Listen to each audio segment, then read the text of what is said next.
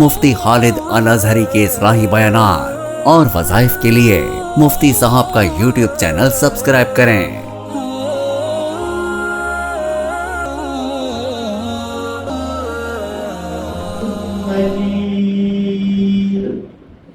معزز سامعین کرام، اس رب عظیم کا شکر جس نے ہمیں دولت ایمان سے مالا مال کیا۔ ایمان یہ اللہ کی نعمتوں میں سے سب سے بڑی نعمت ہے۔ جسے ایمان کی دولت مل گئی اسے سب کچھ مل گیا۔ اللہ تبارک و تعالیٰ کا اس پہ شکر کیجیے کہ اللہ نے دولت ایمان سے مالا مال کیا، اور اس کے بعد اس رب نے ہمیں اپنے گھر میں اپنے سامنے سر سجود ہونے کے لیے بلایا۔ مسجدیں اس روئے زمین پہ اللہ کے گھر ہیں، یہ بنات کعبہ ہیں، یہ بنات کعبہ ہیں۔ اللہ نے اس روئے زمین پہ سب سے پاک اور صاف جگہیں اپنے گھر رکھی۔ جسے اللہ اپنے گھر میں آنے کی توفیق دے دے تو اس پہ شکر گزار ہو کہ اللہ تبارک و تعالیٰ نے اسے اجازت دے دی کہ اس پاک صاف جگہ پہ وہ آ جائے۔ وگرنہ بہت سے لوگ دنیاوی اعتبار سے ہم دیکھتے ہیں کہ انہیں سب کچھ ملا ہوا ہے لیکن وہ اس نعمت سے محروم ہیں۔ نعمتوں پہ شکر کرنا یہ اللہ تبارک و تعالیٰ کہ اس حکم کی تعمیل ہے جس میں اللہ تبارک و تعالیٰ فرماتے ہیں میرا شکر کرو، ان شکرتم، اگر تم میرا شکر کرو گے لَأَزِيدَنَّكُمْ، میں تم پہ اپنی نعمتیں بڑھاتا چلا جاؤں گا، اپنی نعمتیں بڑھا دوں گا، پھر شکر کرو گے اور بڑھاؤں گا، اور شکر کرو گے اور بڑھاؤں گا۔ تو یہ اللہ کے اس حکم کی تعمیل ہے شکر کرنا، اور شکر یہ اللہ کے قرب کا سب سے بہترین ذریعہ ہے۔ ہم بڑے عجیب قسم کی مخلوق ہیں، حاصل چیزوں کا شکر نہیں کرتے، اللہ حاصل کے پیچھے بھاگتے دوڑتے۔ جب حاصل کا شکر نہیں ہوتا، اللہ حاصل کے پیچھے انسان دوڑتا ہے تو پھر ناشکری ہوتی۔ جو حاصل نعمتیں ہیں انسان غور تو کرے۔ اللہ تبارک و تعالیٰ جانتے تھے، کیونکہ وہ علام الغیوب ذات ہیں، اللہ جانتے تھے کہ یہ ناشکرے ہیں۔ فرمایا وَإِن تَعُدُّوا نِعْمَتَ اللَّهِ لَا تُحْصُوهَا، اگر تم اللہ کی نعمتوں کو گننا چاہو لا تحصوها، گننا تو بڑے دور کی بات، تم اس کا احاطہ بھی نہیں کر سکتے کہ کون کون سی چیز نعمت کے زمرے میں آتی ہے۔ اللہ نے تمہیں کس کس نعمت سے نوازا ہوا ہے۔ نعمت کی قدر اس وقت آتی ہے جب نعمت موجود نہیں ہوتی، جب ہوتی ہے تو اس کی قدر نہیں ہوتی۔ اللہ تبارک و تعالیٰ کی بڑی سے بڑی نعمت پہ بھی شکر کرے۔ سب سے بڑی نعمت ایمان، اس کے بعد صحت۔ ایمان پہ اللہ کا شکر کریں گے تو اللہ ایمان میں ترقی دیں گے۔ اگر شکر نہیں کریں گے تو پھر اللہ تبارک و تعالیٰ کی ناراضگی کے لیے تیار ہو جائیں۔ کیا ہم اللہ کی ناراضگی افورڈ کر سکتے ہیں؟ کبھی بھی۔ رب ہم سے ناراض ہو گیا تو پھر جینے کا مقصد ختم ہو گیا۔ ہم نے تو رب کو راضی کرنا بھی ہے، راضی رکھنا بھی ہے۔ راضی کرنا ہے، اگر وہ ہم سے ناراض ہے تو ہم نے توبہ کے ذریعے، اللہ نے ایک آسان ترین ذریعہ رکھا ہوا ہے توبہ کا، توبہ کے ذریعے اس رب کو راضی کرنا ہے اور پھر اس کے حکموں کو پورا کرنا ہے۔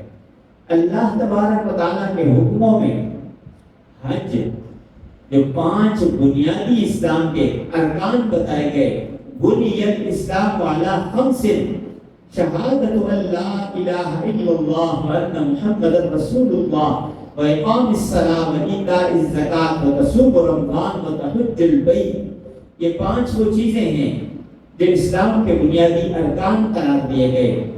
فرمایا یہ ہر ایک اسلام کا ایک رکن ہے. جس طرح اسلام کی ایک عمارت ہو اس کے 5 ستون ہیں.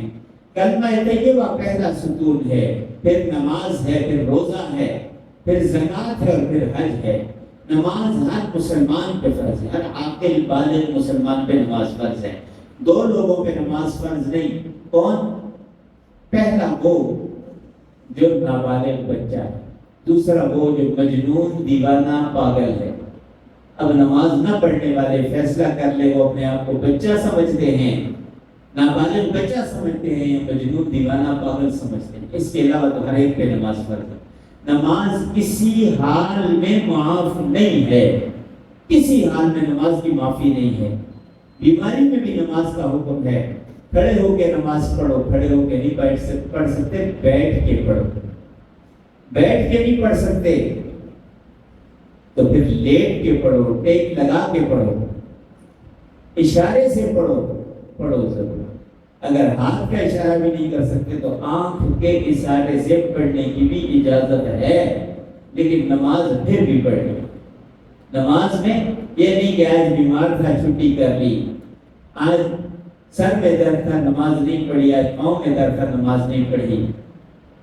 نماز اللہ کا وہ حکم ہے جسے پورا کرنا ضروری ہے، لازم. کسی حال میں معاف نہیں، سوائے 2 لوگوں کے میں عرض کر چکا. نابالغ بچوں پہ نماز فرض نہیں، اور دوسرا مجنون دیوانہ پاگل اس پہ نماز فرض نہیں. یہ مرفوع القلم ہے.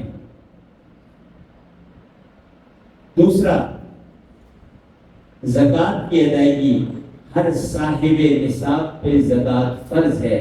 اگر صاحب نصاب زکوٰۃ ادا نہیں کرتا تو وہ بہت بڑا گناہ کر رہا ہے، اللہ کے حکم کو توڑ رہا ہے، اسلام کے ایک بنیادی ستون کو گرا رہا ہے. جس طرح نماز نہ پڑھنے والا اسلام کا ایک ستون گرا رہا ہے، اسی طرح سے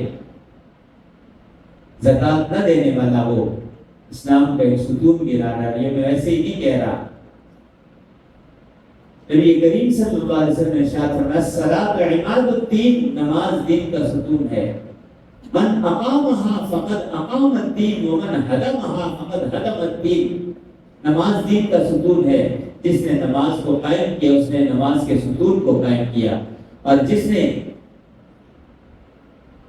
نماز کو چھوڑ دیا اس نے دین کے ستون کو گرا دیا. زکوٰۃ کا بھی یہی مسئلہ ہے، دین کا ایک ستون ہے. جس نے نہیں پڑھی اس نے دین کا ستون گرانے کی کوشش کی. اس کے بعد رمضان مبارک کے روزے ہیں. رمضان کا روزہ بھی ہر ایک مسلمان عاقل بالغ پہ فرض ہے. ہاں، بیمار اور مسافر کے لیے اس میں رعایت ہے کہ بعد میں اس کی قضا کر لے. یہ ایسا مریض ہے جس کے ٹھیک ہونے کے کوئی آثار نہیں ہیں تو اس کے لیے حکم ہے کہ وہ اس کا فدیہ ادا کر دے. اور پھر آخری رکن وہ ہے حج. حج جسے صاحب نصاب ہو، جس کے پاس حج کے لیے آنے جانے کے اخراجات، اور اگر یہ اپنے گھر کا کفیل ہے تو اس صورت میں اس کی غیر موجودگی میں اس کے زیر کفالت افراد کا خرچہ اس کے گھر میں موجود ہو تو پھر اسے حج کی اجازت ہے. حج کی اجازت اسی وقت ہے جب پیچھے والوں کا خرچہ موجود ہو.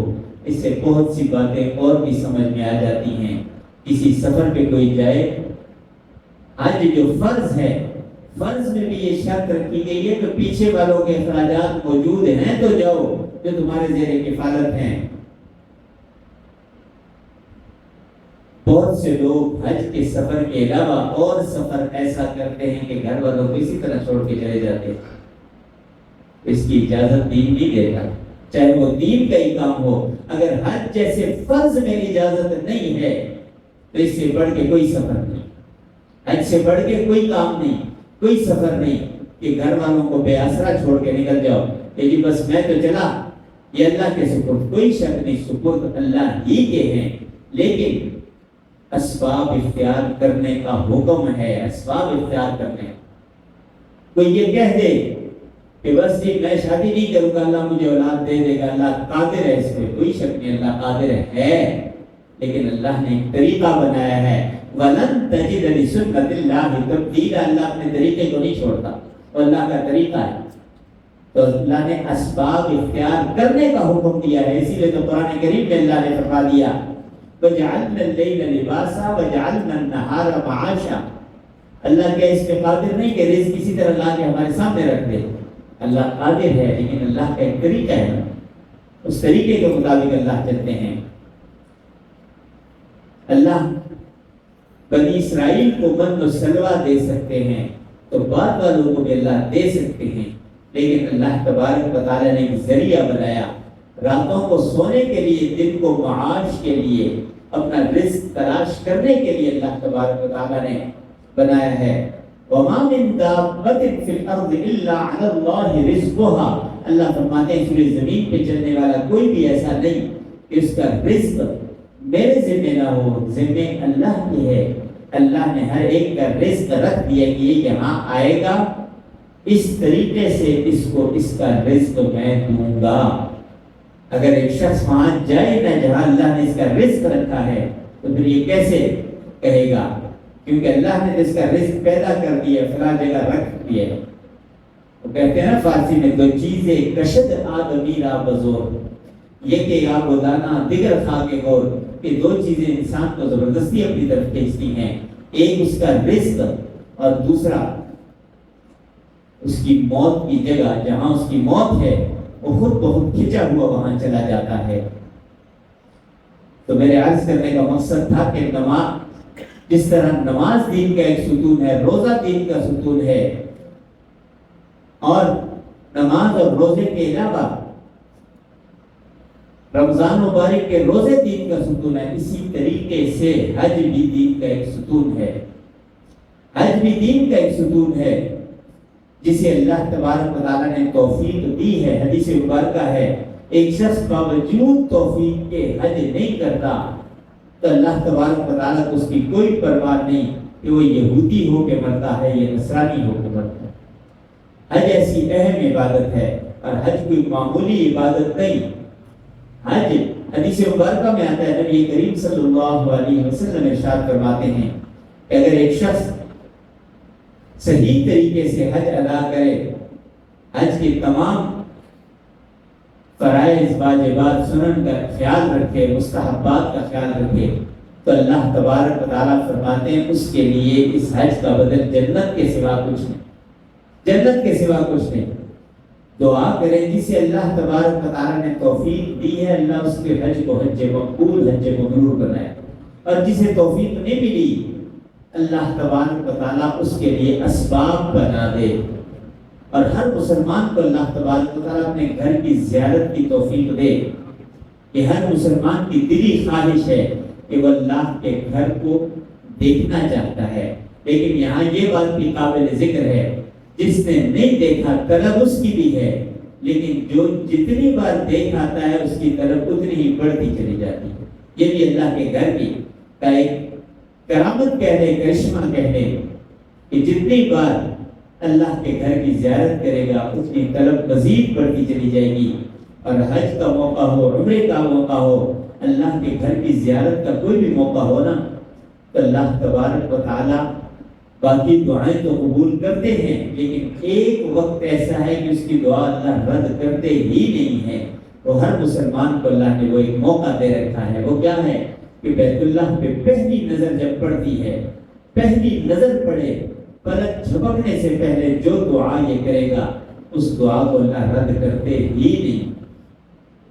یہ اللہ نے ایک انعام رکھا ہوا ہے۔ اللہ سب مسلمانوں کو اپنے گھر کی زیارت کی بھی توفیق نصیب فرمائے، اور جس کو توفیق دے اس کے اس سفر کو اللہ قبولیت والا بنائے۔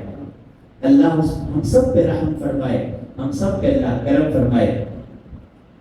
جنہیں توفیق ہوئی ان کو بھی اللہ دوبارہ توفیق دے، جنہیں توفیق نہیں ہو سکی انہیں بھی اللہ بار بار اپنے گھر کی زیارت کی توفیق دے۔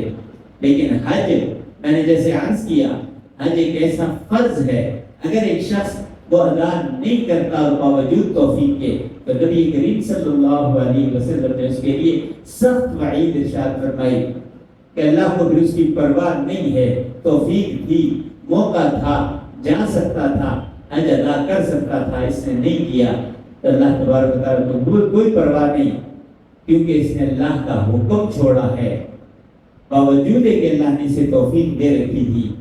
तौफीक ना हो वो बात और है, तलब हर मुसलमान की है, लेकिन तौफीक के बावजूद भी इंसान लीतलाक से काम ले और इस दौरान मौत वाक़ई हो जाए तो अल्लाह के हबीब ने फरमा दिया कि अल्लाह को परवाह नहीं कि ये ईसाई होकर मरता है, यहूदी होकर मरता है। तो अल्लाह तबारक व तआला से मांगते रहें, क्योंकि हज सिर्फ पैसों से नहीं होता, कबूलियत से होता है। ये सिर्फ पैसों से नहीं होता।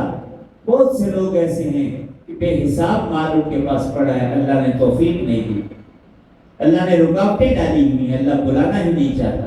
और बहुत से हमने ऐसे देखे जिनके पास 1 रुपए की दरक नहीं थी, लेकिन अल्लाह ने अपने घर की ज़ियारत करा दी, अपने घर के लिए बुला लिया। इसलिए तलब रखें, इसलिए कि जैसी तवक्को बंदा अल्लाह से रखता है, अल्लाह ऐसा ही मामला बंदे के साथ करते हैं। जैसी उम्मीद रखेगा वैसा ही मामला अल्लाह की तरफ से होगा। अल्लाह से उम्मीद वासित रखें कि अल्लाह अपने घर की ज़ियारत कराएगा, हाँ उसके बाद फिर असबाब इकट्ठे इंसान करे तो अल्लाह इसके। और हदीस मुबारक में भी ये बात आती है कि अल्लाह बंदे के साथ उसके गुमान के मुताबिक फैसला फरमाता है। उसका गुमान जैसा होता है ना अल्लाह से जैसी उम्मीद रखेगा अल्लाह वैसा ही करेगा। अक्सर लोग ये होता है कि अल्लाह हमारी सुनता नहीं, तो उनका गुमान भी अल्लाह के बारे में ये कि अल्लाह हमारी सुनता नहीं, तो अल्लाह नहीं सुनता। जिसका ये गुमान हो, यकीन हो कि बस मेरे मांगने की देर है और मेरे मांगने में कमी है, तो अल्लाह तबारक व तआला ऐसा ही करते हैं। जब वो मांगता है तो अल्लाह उसके मांगने को कबूल फरमा लेते हैं। अल्लाह तबारक व तआला जो हुज्जाज किराम गए हैं, अल्लाह उनके हज को कबूल फरमाए और बाकी सब को अल्लाह तबारक व तआला हज की तौफीक नसीब फरमाए। हज के लिए बुढ़ापा शर्त नहीं है। लोगों ने ये समझ रखा है शायद जब तक बूढ़े नहीं होंगे उस वक्त तक हज फर्ज नहीं होगा। हज जवानी में करने का अमल है, जवानी में करने का अमल है। जिसे तौफीक हो जाए जवानी में हज करे, ताकि हज के जो अरकान हैं उनको अच्छे तरीके से अदा कर सके। बुढ़ापे में फिर दूसरे के सहारे से करना, फिर हज का जो असल ठीक है कबूल अल्लाह करता है, लेकिन जो जज्बा वहाँ होना चाहिए वो नहीं हो पाता। अल्लाह तबारक व तआला हम सब पे अपना फजल फरमाए, करम फरमाए और अल्लाह बार बार हमें अपने घर में जाने की तौफीक नसीब फरमाए। आखिर दावाना अल्हम्दुलिल्लाह। मुफ्ती खालिद साहब से मजीद रहनुमाई, वज़ाइफ और इस्लामी मसाइल के हल के लिए हमारे चैनल को सब्सक्राइब करें, बेल आइकन दबाएं और दीन की रोशनी अपने दिलों में जगाएं।